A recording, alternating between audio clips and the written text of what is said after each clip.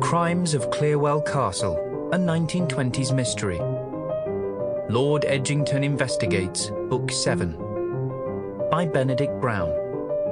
Read by George Blagden.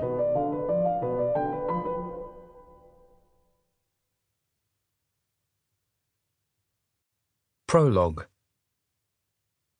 Young Cole Watkins was a cheerful drunk.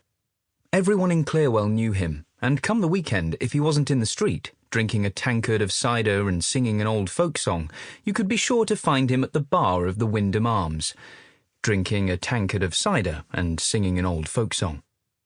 He had a sweet high voice, which carried across the village in fair weather and foul.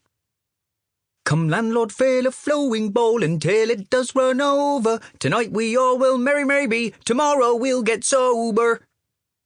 More often than not, no one asked him to perform, but the villagers rarely complained. He was part of the colour and character of the place, as much as the sound of woodpeckers in the forest, or cattle lowing in the fields. He seemed to know more ancient verses than the rest of England combined, and could be relied upon to impart his wisdom whenever the moment called for it. Though certain members of the parish disapproved of a few of his bawdier verses, it was widely agreed that Cole was a harmless sort. "The maiden who enjoys a kiss and comes back for another, she's a boon to all mankind and soon to be a mother." If you had no interest in his songs, he would charm you with a story. Young Cole liked to think of himself as the walking history book of Clearwell village and the Forest of Dean at large. He knew all about the local manor and the people who'd lived there, right back to the first owners in the 15th century. Rich families had come and gone to Clearwell over the years. The manor had been destroyed and rebuilt as a castle, but folk like Cole lived on to maintain such stories for posterity.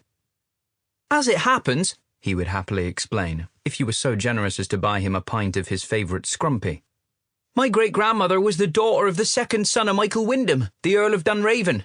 Not that the family ever acknowledged her. You see, my great-great-grandfather had a bit of a way with the ladies, and the Wyndhams kept it quiet."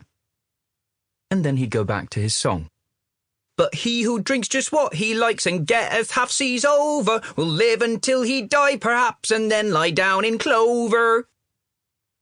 He didn't always get the lines in the right order and occasionally repeated himself, but you could be sure that he'd get the song sung by the end of the night.